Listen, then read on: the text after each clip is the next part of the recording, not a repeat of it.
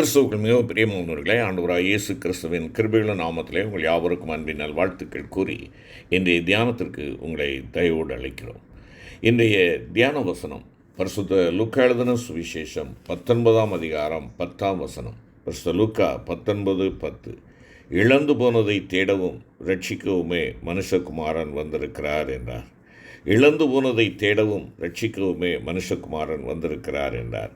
அருமையான தெய்வத்தின் பிள்ளைகளே, ஆண்டவராகிய கர்த்தர் மனுஷனை தன்னுடைய சாயலாகவும் தன்னுடைய ரூபத்தின்படியேயும் சிருஷ்டித்து அவனுக்கு ஏற்ற துணையை உண்டாக்கி அவர்களுக்காக ஒரு தோட்டத்தை ஆயத்தம் பண்ணி அதிலே அவர்களை வைத்தார். அவர் அந்த தோட்டத்திலே அவர்களுடைய புசிப்புக்கு நலமான சகலவித விருட்சங்களையும் அங்கே தோன்ற பண்ணினார்.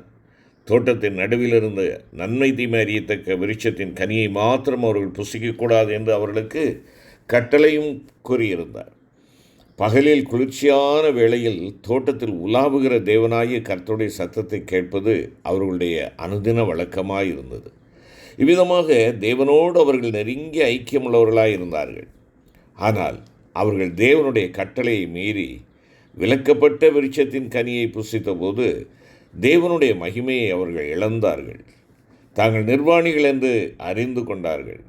வழக்கத்தின்படியே தங்களை சந்திக்கும்படியாக வந்த தேவனாகிய கர்த்தருடைய சத்தத்தை அவர்கள் கேட்டபொழுது அந்த சத்தம் இவர்களுக்கு இன்பமாயில்லை. அவருடைய சந்நிதிக்கு விலகி தோட்டத்தின் விருட்சங்களுக்குள்ளே தங்களை ஒழித்து கொண்டார்கள். காரணம், அவர்கள் தேவனுக்கு கீழ்ப்படியவில்லை, தேவனுடைய வார்த்தையை மீறினார்கள். அப்பொழுது அவர்களை தேடி வந்த தேவனாகிய கர்த்தர் ஆதாமை கூப்பிட்டு, நீ எங்கே இருக்கிறாய் என்று கேட்டார். இருளில் மறைந்திருக்கிறவைகளை வெளியரங்கமாக்கி இருதயங்களின் யோசனைகளையும் வெளிப்படுத்துகிற தேவன் ஆதாம் எங்கே இருந்தான் என்பதை அறிந்திருந்தார் என்றாலும் தாம் அவனை சிருஷ்டித்த நோக்கத்தினின்று அவன் விழுந்து போனானே என்பதை அவனுக்கு உணர்த்தும்படியாகவே அவர் அவனிடம் அந்த கேள்வியை கேட்கிறார். அருமையான தேவ பிள்ளையே, இவ்விதமாக மனுஷன் தேவனுடைய நித்திய நோக்கத்தினின்று விழுந்து அவர் தனக்கு தந்திருந்த மேன்மையான ஆசீர்வாதங்கள் அனைத்தையும் இழந்து போன போதிலும் நித்திய தேவன் மனுஷன் மேல் வைத்திருந்த அன்பும் அவனை குறித்து கொண்டிருந்த நோக்கமும் கரிசனையும் நித்தியமானவையாக மாறாதவையாகவே இருந்தன.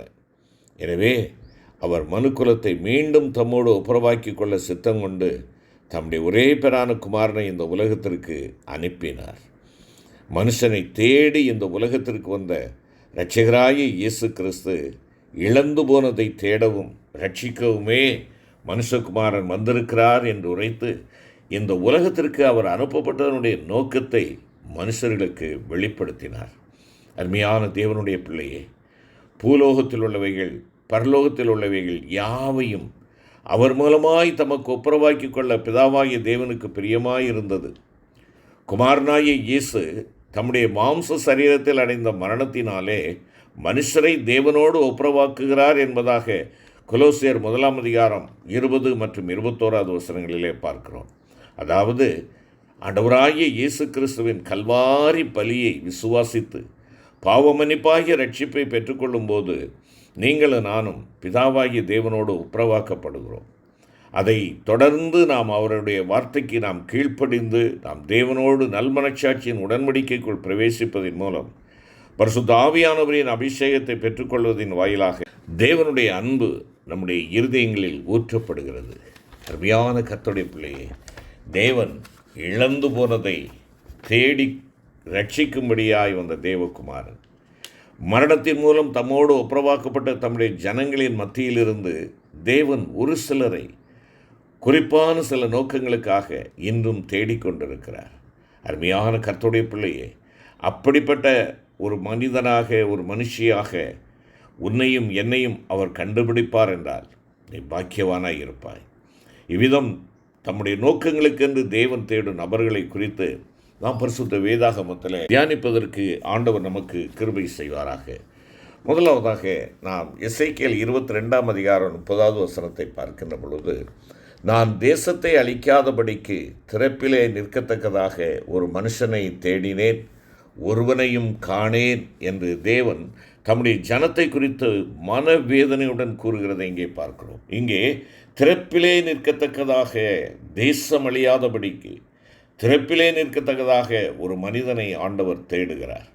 தம்முடைய ஜனத்தை குறித்து மனவேதனையுடன் கூறுகிற ஆண்டவர் தாம் தேசத்தை அழிக்காதபடிக்கு திறப்பிலே நின்று பரிந்து பேசுகிற தனிநபர்களை தேவன் இன்றும் தம்முடைய ஜனத்தினுக்குள்ளாக ஏக்கத்தோடு தேடிக்கொண்டிருக்கிறார். அவர்கள் தேவனுடைய இருதயத்திற்கு ஏற்றவர்களாக இருப்பார்கள்.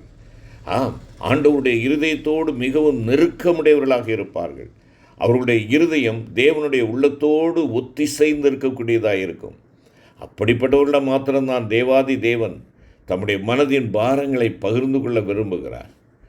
விண்ணப்பம் பண்ணுகிறவன் அல்லது பரிந்து பேசுகிறவன் இல்லை என்று கர்த்தர் ஆச்சரியப்பட்டார் என்று சொல்லி ஏசாயா 59 அதிகாரம் 15-16 வசனத்திலே கூறுகிறதை பார்க்கிறோம். அருமையான சகோதரா சகோதரி, இன்று ஆண்டவராகிய கர்த்தர் உன்னை குறித்து எவ்விதமாக வியப்படைந்து வேதனைப்படக்கூடிய நிலையில் நீ இருக்கிறாயா? அவ்வாறு இருப்பாய் என்றால் திறப்பில் நிற்கும் நபராக செயல்பட இன்றே நீ தீர்மானிக்க ஆண்டவர் உன்னை கேட்கிறார். எகிப்திலிருந்து புறப்பட்ட இஸ்ரவேல் ஜனங்களுடைய பாவங்களின் நிமித்தம் தேவன் அவர்களை அழிக்க நினைத்த போது அவரால் தெரிந்து கொள்ளப்பட்ட மோசே அவர் அழிக்காதபடிக்கு அவருடைய உக்கிரத்தை ஆற்றும் பொருட்டாக அவருக்கு முன்பாக திறப்பின் வாசலிலே நின்றான் என்பதாக சங்கீதம் 106:23 சொல்கிறது. அவன் அவர்களுக்காக பரிந்து பேசி மன்றாடிய ஜெபங்கள் நம்மை அசைக்கக்கூடியவைகளாக இருக்கின்றன. கர்த்தர் மோசேயை நோக்கி, என் கோபம் இவர்கள் மேல் மூளவும் நான் இவர்களை அழித்து போடவும் நீ என்னை விட்டுவிடு, உன்னை ஒரு பெரிய ஜாதியாக்குவேன் என்றார். ஆனால் மோசே தன் தேவனாய கர்த்தரை நோக்கி, கர்த்தாவே, தேவரீர் மகாபலத்தினாலும் வல்லமையுள்ள கையினாலும் எகிப்து தேசத்திலிருந்து புறப்பட பண்ணின உம்முடைய ஜனங்களுக்கு விரோதமாக உம்முடைய கோபம் பற்றி எறிவதென்ன? உம்முடைய கோபத்தின் உக்கிரத்தை விட்டு திரும்பி உம்முடைய ஜனங்களுக்கு தீங்கு செய்யாதபடிக்கு அவர்கள் மேல் பரிதாபம் கொள்ளும் என்று கெஞ்சி பிரார்த்தித்தான் என்பதாக நாம் யாத்திராகமம் 32 அதிகாரத்திலே வாசிக்கிறோமே. மேலும் அவன் ஆண்டவரிடத்திலே சொல்லுகின்ற பொழுது, தேவரீர் அவர்கள் பாவத்தை மன்னித்தருளுவீரானால் மன்னித்தருளும், இல்லாவிட்டால் நீர் எழுதின உம்முடைய புஸ்தகத்திலிருந்து என் பெயரை கிறுக்கி போடும் என்று தேவனிடம் கூறுகிறார். அன்றியும் பின் நாட்களில் அவன் இச்சந்தர்ப்பத்தை குறித்து அவர்களிடம், கர்த்தர் உங்களை அழிக்கும்படி உங்கள் மேல் கொண்டிருந்த கோபத்திற்கும் உக்கிரத்திற்கும் பயந்திருந்தேன். கர்த்தர் உங்களை அழிப்பேன் என்று சொன்னபடியினால் நான் முன்போல் கர்த்தரின் சமூகத்தில் இரவும் பகலும் 40 நாள் விழுந்து கிடந்தேன். உமது ஜனத்தையும் உமது சுதந்திரத்தையும் அழிக்காதிருப்பீராக. தேவரீர் இந்த ஜனங்களின் முரட்டாட்டத்தையும் ஆகாமியத்தையும் பாவத்தையும் பாராமல் உமது தாசராகிய ஆபிரகாம், ஈசாக்கு, யாக்கோபு என்பவர்களை நினைத்தருளும் என்று விண்ணப்பம் பண்ணினேன் என்பதாக அவன் கூறுகிறதை உபாகமம் 9 அதிகாரத்திலே நாம் பார்க்கிறோம்.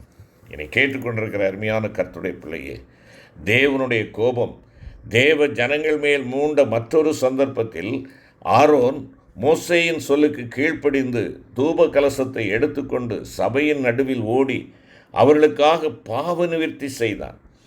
அவன் தூப வர்க்கம் போட்டு செத்தவர்களுக்கும் உயிரோடு இருக்கிறவர்களுக்கும் நடுவே நின்றான்.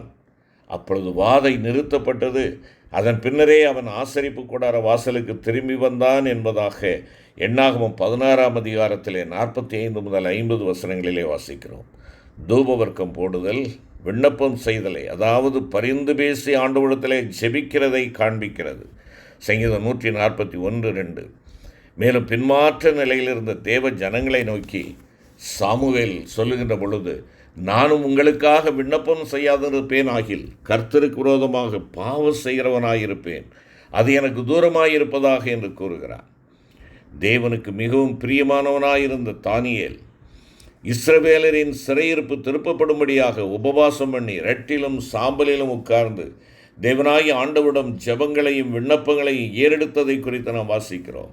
தேவ பிள்ளையே, அவன் குற்றமற்றவனாகவும் தேவனுக்கு முன்பாக உண்மையுள்ளவனாகவும் இருந்த போதிலும் மற்றவர்கள் செய்த பாவங்களை தன் பாவங்களாக கருதி பாவ அறிக்கை செய்து ஜெபித்தான் என்று சொல்லி பார்க்கிறோம். தானியேல் 9:5 வாசித்து பாருங்கள். நாங்கள் பாவம் செய்து அக்கிரமக்காரராயிருந்து துன்மார்க்கமாய் நடந்து கலகம் பண்ணி உம்முடைய கற்பனைகளையும் உம்முடைய நியாயங்களையும் விட்டு அகன்று போனோம் என்று அவன் தேவனை நோக்கி விண்ணப்பம் பண்ணினான் என்பதை அங்கே பார்க்கிறோம்.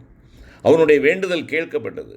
அருமையான கர்த்தருடைய பிள்ளைகளே, நாம் பார்த்த இந்த அருமையான பிள்ளைகளை நாம் சற்று அவர்களை நோக்கி பார்க்கின்ற பொழுது அவர்கள் யாவரும் திறப்பின் வாயில் நின்றதினால் தேவ ஜனங்கள் மேலிருந்த தேவ கோபத்தை தணிக்கிறவர்களாக செயல்பட்டவர்கள் ஆவர். ஆம், அவர்களுடைய வேண்டுதலை நிமித்தமாக தேவனுடைய கோபம் தணிக்கப்பட்டது. தேவனுடைய சமூகத்திலே தங்களை ஒப்புக் கொடுத்தவர்கள் ஜெபித்தார்கள். என்னை எடுத்து போடும் அல்லது என்னை கொன்று போடும் என்கிற அளவிலே இருந்தார்கள். ஆம், அருமையான கர்த்தருடைய பிள்ளையே, ஸ்காட்லாந்து தேசத்திற்காக ஜான் நாக்ஸ் ஜெபிக்கின்ற பொழுது இவ்விதமாய் ஜெபிப்பார். ஸ்காட்லாந்தை தாரும், இல்லையென்றால் என்னை எடுத்துக்கொள்ளும் என்று சொல்லி அவருடைய ஜெபம் இருந்தது. அருமையான கர்த்தருடைய பிள்ளையே, இன்று தேவனிடமாய் மக்கள் திரும்புவதற்காக நீங்களும் நானும் திறப்பின் வாசலிலே நிற்கக்கூடிய பிள்ளைகளாக நாம் காணப்படுகிறோமா? பரிந்து பேசி மன்றாடி ஜெபிக்கிற அந்த ஜெப சிந்தை என்னிடத்தில் இருக்கிறதா? அருமையான கர்த்தருடைய பிள்ளைகளே, தேவ கோபத்தை தணிக்கிறவர்களாக நீங்களும் நானும் செயல்பட வேண்டும். என்றும் தேவனை தொடர்ந்து கோபப்படுத்தி கொண்டே இருக்கிற உலக ஜனங்கள் மீதும் மற்றும் தேவ பிள்ளைகள் மீதும் தேவ கோபம் பற்றியறியாதபடிக்கு அவர்களுக்காக மனதுருக்கத்துடன் திறப்பின் வாயிலே நிற்கிற ஒரு நபரை தேவன் தேடிக்கொண்டிருக்கிறார். தேவன் தேடும் அந்த நபராக இருப்பதற்கு நீ முன் வருவாயா? அப்படியானால் அவருடைய ஆசாரியரில் மோசேயும் ஆரோனும் அவர் நாமத்தை பற்றி கூப்பிடுகிறவர்களில் சாமுவேலும் கர்த்தரை நோக்கி கூப்பிட்டார்கள். அவர் அவர்களுக்கு மறு உத்தரவு அருளினார் என்பதாக சங்கீதக்காரன் 99ஆம் சங்கீதம் 6ஆம் வசனத்திலே கூறுகிறார். அவர் உன்னிமித்தம் ஜனங்களுக்கு இறங்க காத்திருக்கிறார். நீ ஆயத்தமாயிருக்கிறாயா?